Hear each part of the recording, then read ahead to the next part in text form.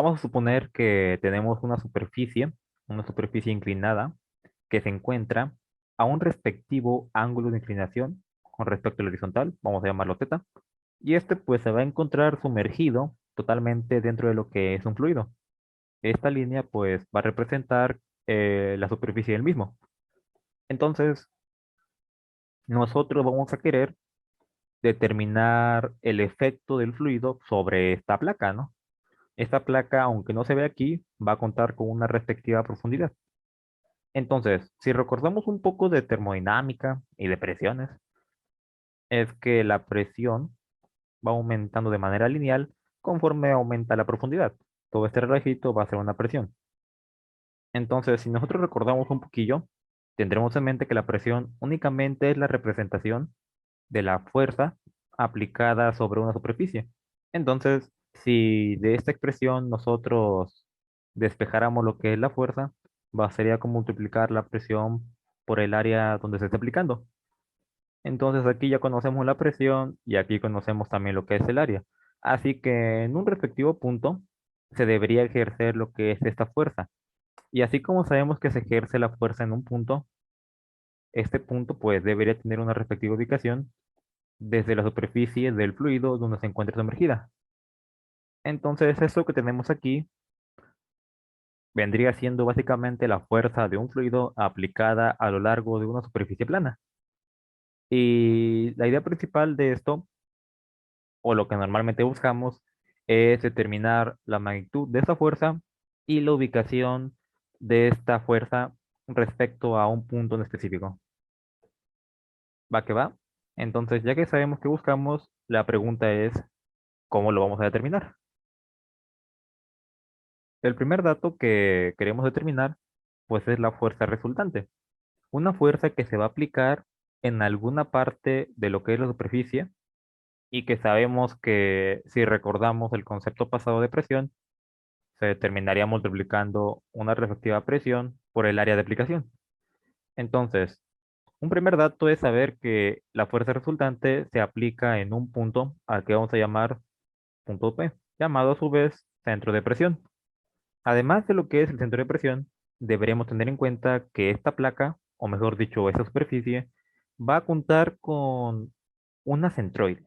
Si nosotros proyectáramos lo que es la superficie de esta placa, sabríamos que en un punto específico se encontraría la centroide de toda esta área. ¿Y para qué queremos esta centroide? Podemos hacer la suposición de que la presión que se va a ejercer sobre la superficie se podría situar en ese punto. Si nosotros tomamos este punto y lo medimos respecto a lo que es la superficie, sabemos que tendríamos entonces una profundidad. Vamos a llamar esa profundidad HC. Entonces, vamos a apoyarnos de la definición de presión hidrostática, multiplicando la densidad del fluido por la gravedad por la respectiva profundidad. En este caso va a ser HC. O si queremos, podemos trabajar con el producto de la densidad por la gravedad, el famoso peso específico, y lo multiplicamos por lo que es HC. De esta manera vendríamos determinando la presión que se va a ejercer, digamos, hasta este punto. A esta presión podemos llamarla presión sub C o presión de la centroide, como lo queréis llamar. Entonces, conociendo la presión de la centroide y el área de toda esta zona, la profundidad que podríamos tomarla con lo que es W y el largo de la placa que podríamos representarlo con lo que es la L. Enhorabuena, ya tendrías entonces lo que es el área. Y al conocer ya la presión y el área, puedes determinar lo que es la fuerza resultante. Y ya con esa fuerza resultante, ya tienes medio ejercicio resuelto. Pero ¿qué sucede? Además, quieres determinar lo que es la ubicación de lo que es el centro de presión. Si nosotros tomamos este punto, el punto P, y lo medimos con respecto a lo que es la superficie, esta profundidad que tenemos aquí, podríamos llamarla HP, que sería la profundidad medida desde la superficie hacia lo que es el centro de presión. Y te preguntarás, viejo, ¿y esto cómo lo determino? Antes de iniciar, o antes de saberlo, vamos a apoyarnos de otro eje, pero que sea paralelo a lo que es la placa. Este eje que está aquí, vamos a llamarlo Y. Y pues, una primera cosa que sabemos es que el ángulo que tenemos aquí, teta, vendría siendo el mismo que estaría acá. Si nosotros queremos determinar la profundidad, la ubicación del centro de presión desde aquí arriba, antes tendríamos que determinarlo con respecto a este origen. Vamos a llamar aquí punto cero o punto O, como lo queréis llamar. Ese es nuestro origen, el origen de este eje Y. Entonces, antes de determinar lo que es HP o HC, tendríamos que determinar una profundidad medida de lo que es el origen paralela a este eje que hemos llamado Y. Esa profundidad que está aquí, vamos a llamarla YP. Y porque va a ser paralela a este eje que hemos llamado y P porque pues se encuentra en el centro de presión. Y bajo esa analogía, la profundidad que se va a encontrar en lo que es el centroide de la superficie, paralela a lo que es el eje Y, vamos a llamarlo YC. Entonces, ya tenemos dos tipos de alturas. Una altura perpendicular a lo que es la superficie del fluido en el que estemos trabajando, digamos todas las profundidades H, y otra profundidad medida de manera paralela a lo que es este eje Y, inclinada a un respectivo ángulo teta que vamos a llamar profundidades Y. Tenemos una profundidad para la centroide y una profundidad para el centro de presión. Si nosotros queremos determinar la profundidad al centro de presión, bastaría con determinar primeramente la profundidad en Y hacia lo que es la centroide y sumarle lo que es el momento de inercia respecto al eje centroideal paralelo al eje X, por supuesto el eje X de la figura, entre lo que es Y sub C por el área de la superficie. De esta manera, vamos a determinar la profundidad que hay al centro de presión. Y entonces, vamos a ver que aquí tenemos una especie de triángulo rectángulo, donde ese relajito viene siendo la hipotenusa. Aquí arriba tenemos un cateto, sería el adyacente al ángulo. Y si trabajamos con el punto C, aquí tendríamos otro cateto, que vendría siendo el opuesto. Moviendo este triángulo a este punto, de primera mano, pues aquí tendríamos el ángulo teta. Hasta ahí todo bien. Vamos a llamar a este cateto que está aquí, cateto y a este cateto que está aquí, cateto H. Ya sea que esto sea YC o YP, y esto HC o HP. Pero para simplificar, vamos a llamarlo solamente H y Y. Entonces, por trigonometría, sabemos que el seno de un respectivo ángulo teta no es nada más que la división entre el cateto opuesto y la hipotenusa. Y a su vez, para este caso, el cateto opuesto vendría siendo H y la hipotenusa vendría siendo Y. Entonces, si quiere determinar Y, bastaría con dividir la hipotenusa entre el seno del ángulo teta. Y si quiere determinar H, bastaría con multiplicar Y por el seno del ángulo teta. Entonces, de esta manera podrías, ya sea que si tienes HC, volverlo a lo que es YC, conociendo el respectivo ángulo de inclinación, con YC determinar lo que es YP, y ya que conoces YP, otra vez por trigonometría, lo conviertes a HP. Y ahora sí, de esta manera vendrías obteniendo lo que es la ubicación del centro de presión, ya sea desde el origen, que hemos llamado o desde el eje de la superficie.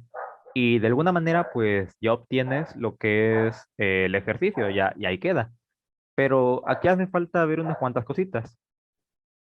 Si nosotros supusiéramos que trabajamos con una presión externa, por poner un ejemplo, la presión de un aire, una especie de gas, y recordamos que la fuerza resultante es la presión en lo que es el punto de centroide por el área de superficie, la presión en lo que es la centroide sería entonces esta presión externa más, ahora sí, la presión que ejerce lo que es el agua. ¿Qué quiere decir esto?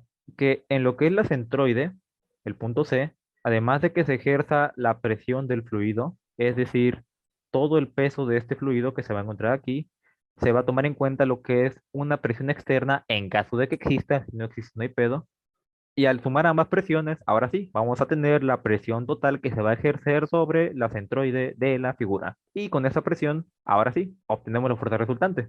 Y hasta ahí todo bien. Ya que tenemos la presión y la fuerza resultante, entonces se va a aplicar la fuerza resultante en un punto específico. Pero, ¿qué sucede con el centro de presión? Si queremos determinar lo que es el centro de presión, otra vez tomando un eje paralelo a lo que es la placa, se determinaría con el YC, que sabemos que es la profundidad medida desde el origen que hemos llamado cero, y le sumaríamos el momento de inercia respecto al eje centroidal paralelo al eje X entre YC más la presión externa entre el peso específico por el seno del ángulo teta.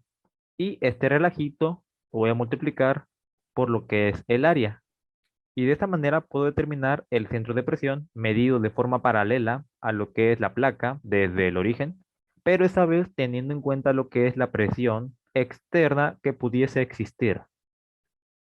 Entonces, ¿qué sucede si no trabajamos con una presión? Pues esta presión valdría cero, así que la presión en la centroide solamente sería esto, exactamente lo mismo que tenemos aquí arriba. Y con el centro de presión, en caso de que no tengamos una presión como tal, este relajito valdría cero y solamente se multiplicaría el y sub c por lo que es el área.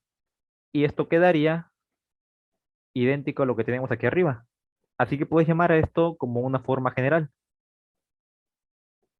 Una tercera cosa que debemos tomar en cuenta es la relación entre lo que es el ángulo con HC y YC.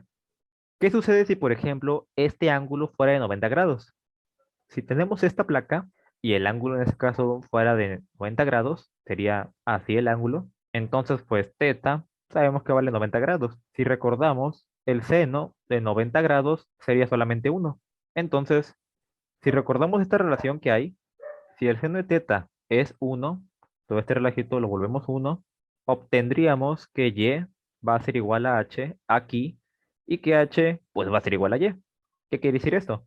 Que si este punto que está aquí es el punto C, lo que nosotros llamamos HC vendría siendo igual a YC.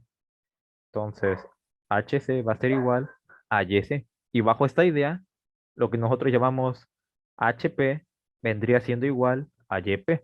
Entonces, de manera similar, si tomamos en cuenta este relajito, podemos decir que HP va a ser HC al que se le suma el cociente entre la inercia y el producto de HC por lo que es el área. Básicamente sería lo mismo, pero ya no habría necesidad de trabajar con un triángulo rectángulo que relacione lo que es H y C. Ya no sería necesario. Y finalmente, para terminar, en un caso en el que nos tocase trabajar con un área de forma irregular, pues si recordamos las fórmulas básicas, pues se observa que en algún momento tendremos que trabajar con lo que es el área y la centroide y sobre todo lo que es la inercia. Entonces, una manera de determinarlo sería, número uno, apoyándonos de lo que es los ejes coordenados del área que se considere. Vamos a suponer que estos son los ejes, el origen, el eje X y el eje Y de esta área. Supongamos que esta área está dada por una respectiva función que depende de una variable. Supongamos que depende de X, no sé. No, sin problemas podemos decir que también depende de Y. Si trabajamos con un caso así, la manera más fácil sería integrar lo que es un elemento diferencial, vamos a llamarlo diferencial de área, y al trabajar con ese elemento diferencial, determinaremos en primer lugar lo que es el área, como una integral de área de lo que es el diferencial de área, o apoyándonos de la definición de integral, tomando los respectivos límites e integrando una función con respecto a una variable, vamos a decir x, para obtener el área existente bajo una curva. Entonces, ¿cómo podrías obtener el elemento diferencial? Ya sea que decidas tomar una especie de rectángulo, voy a ponerlo en negro mejor, vamos a suponer que tenemos esto, un pequeño rectangulito, y este rectángulo va a tener un ancho, si esto es x, el ancho sería x más x, 2x, y si esto es y consideramos una altura bastante pequeña, esta altura podría ser de y. De esta manera, el diferencial de área no sería más que 2x de y, como una primera manera de determinarlo. O si no te gusta trabajar así, podrías operar con una especie de rectángulo, pero que esté vertical esta vez, en el que esta vez la altura sería y, porque todo esto es y el ancho vendría siendo de x. De esta manera, el diferencial de área para este caso sería básicamente y por dx. Tú trabajarás como te sientas a gusto, no pasa nada. Y de esta manera pues vendría determinando lo que es esta área. Pero pues no basta con el área. Si tú quieres determinar también lo que es la centroide, toma en cuenta que YC por lo que es el área puede ser igual a una integral de área de lo que es Y por dA, donde Y es una variable que puedes tomar de lo que es f de x, que es Y, igualarlo a esto o trabajar con esa otra función, no pasa nada. Entonces, ya sea que reemplaces y o la dejes igual, pero lo que sí tendrás que reemplazar sería el diferencial de área. Entonces, ya sea que trabajes con 2x de y, en este caso la integral se haría con respecto a y este x que tendrías aquí, tendrías que buscar la manera de transformarlo a lo que es y, o que trabajes con y de x. En este caso trabajarías con lo que es x y este y ese que está aquí, tendrías que transformarlo a lo que es x. Te apoyarías de la función que te den. Ahora, si quieres determinar lo que es el momento de inercia, te voy a dar un consejo. Esto que tienes aquí es el momento de inercia respecto a lo que es el eje x. Vas a obtenerlo integrando tu función y al cuadrado por el diferencial de área. Nuevamente tú vas a operar como te sientas más cómodo, no pasa nada. Aunque sí te voy a decir algo. Esta integral, o mejor dicho, esta inercia, tú la vas a trabajar respecto a lo que es el eje X, pero tú no quieres la inercia respecto al eje X. Tú estás buscando la inercia que pasa por la centroide de la figura. Así que tendrás que determinar lo que es YC. Ah, porque no te dije, pero el YC que tú determines aquí va a estar con respecto a lo que es tu origen. Entonces, si tu YC aquí te da, no sé, 24, por poner un valor, estos 24 se van a medir desde aquí hasta acá. No se van a medir desde aquí, se van a medir desde este origen porque tu función empieza en este origen. Entonces, ya que tienes acomodado tu IS, vas a apoyarte de lo que es el teorema de ejes paralelos. El teorema de ejes paralelos te dice que el momento de inercia respecto al eje X va a ser igual a el momento de inercia respecto a lo que es la centroide paralelo al eje X, vamos a llamarlo OXX, más la distancia al cuadrado por lo que es el área, donde la distancia al cuadrado vendría siendo este YC. Así que vamos a reemplazarlo aquí. Entonces, como tú quieres obtener la inercia respecto al origen, simplemente despejas. Tu inercia respecto al origen, paralelo al eje X, va a ser la inercia respecto al eje X menos y al cuadrado por el área. Y de esta manera vas a obtener la inercia respecto al eje centroideal paralelo a lo que es el eje X. Entonces, toma en cuenta que es probable que tengas que ajustar lo que es la inercia. Van a haber casos en los que tú vas a tener una figura, pero el origen va a estar exactamente en el centro. Por poner un ejemplo, una elipse o un círculo. Y si quieres obtener el centro de presión, de igual manera puedes apoyarte de lo que son los momentos. Toma lo que es el YP, haciendo un momento con lo que es la fuerza resultante, y esto va a ser igual a una integral de área de lo que es Y por P por dA, donde P habíamos dicho que podría ser P0 en caso de que exista y si no, pues C0, por el peso específico por la altura. Aquí la altura, en varios casos, puedes volverla una función de Y. O sea, tienes que buscar la manera de que esta altura dependa de Y o dependa de X para poder trabajar correctamente con lo que es el diferencial de área. Y una última cosa que no te dije es que es cierto que tenemos una profundidad respecto a Y. Y vendría siendo este eje que tenemos aquí paralelo a lo que es la placa. Pero además tenemos lo que es el centro de presión, pero ubicado en lo que es la profundidad de la placa desde ese punto. Esto que tenemos aquí vendría siendo el XP, una ubicación en la que ahora sí se va a situar exactamente tu centro de presión. Vamos a decir que tu centro de presión está en las coordenadas XP, YP, y a su vez, pues la fuerza resultante se encontraría en estas coordenadas. Si tú quieres obtener este XP, que normalmente no te lo piden, pero nunca está de más saberlo, vas a tener que tomar en cuenta el XC, que vendría siendo la distancia a la centroide de la placa, pero esta vez en lo que es, digamos, a la profundidad, es lo mismo que el YC, pero esta vez para adentro. y le vas a sumar lo que es el producto de inercia de lo que es la superficie por lo que es el área por el XC. O si lo quieres hacer de manera integral, el XP multiplicado por lo que es la fuerza resultante va a ser igual a la integral de X, P y diferencial de área, siendo esta también una integral de área. Y venga, de esta manera, pues ahora sí, te doy las herramientas para que puedas empezar a trabajar con las fuerzas para superficies planas que se encuentren sumergidas.